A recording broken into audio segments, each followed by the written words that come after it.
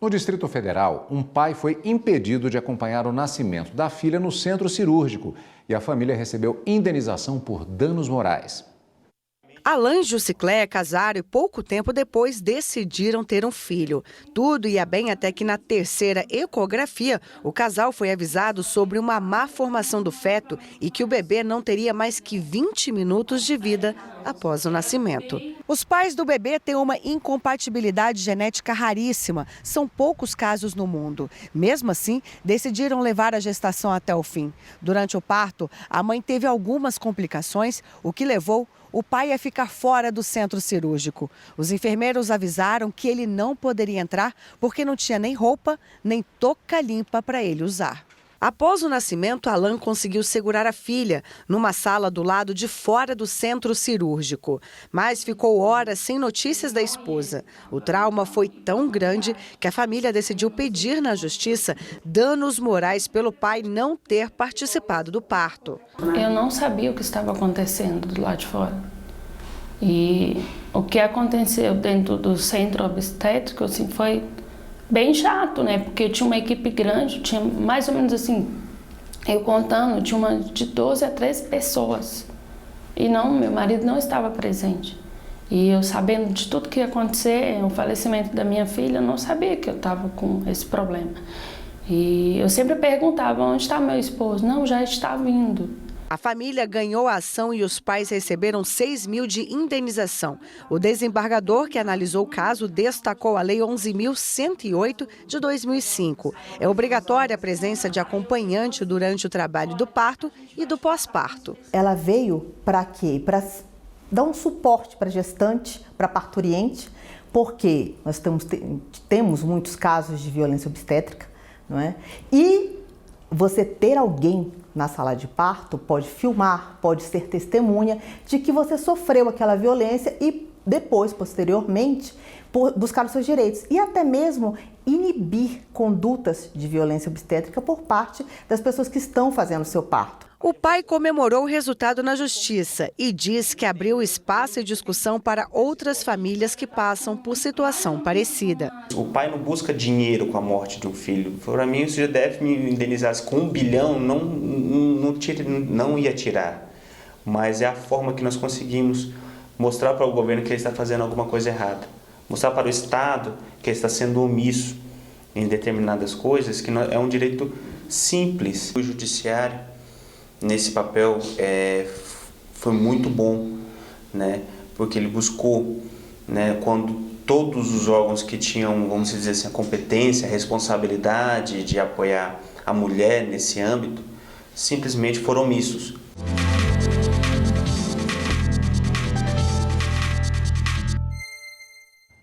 E para falar mais sobre o assunto, nós recebemos aqui no estúdio o advogado Felipe Baima. Seja bem-vindo, boa tarde. Boa tarde. Boa tarde. Bom, nesse caso que vimos na reportagem, a criança apresentou um problema de saúde e o hospital alegou que não tinha estrutura para receber esse pai. Não tem justificativa, é direito da mulher, né? É direito da mulher, esse ponto foi muito debatido já nos tribunais e não há justificativa. Os tribunais tiveram tempo hábil para se adequarem a essa legislação, que é a 11.108 de 2005. Então, é obrigatório a escolha da parturiente ter esse acompanhante. Antes da internação, a mulher ela deve indicar quem vai acompanhá-la?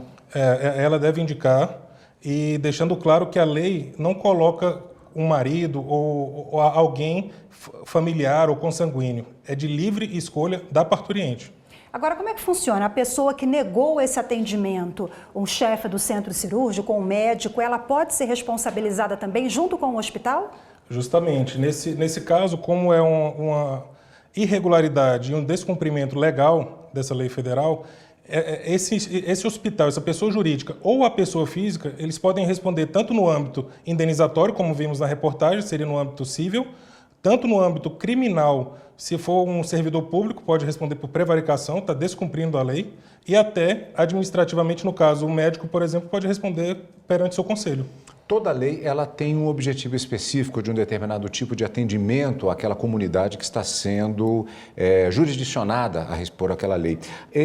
A importância da acompanhante, no caso, é para a proteção especificamente da situação da mulher, da parturiente? Justamente. Além do direito no caso do pai, como vimos na reportagem, mas o mais importante é ter um parto humanizado à parturiente, que ela possa ser acolhida nesse momento tão importante da vida dela. Esse é o principal intuito da legislação. Doutor Felipe, a simples negativa já gera um dano moral?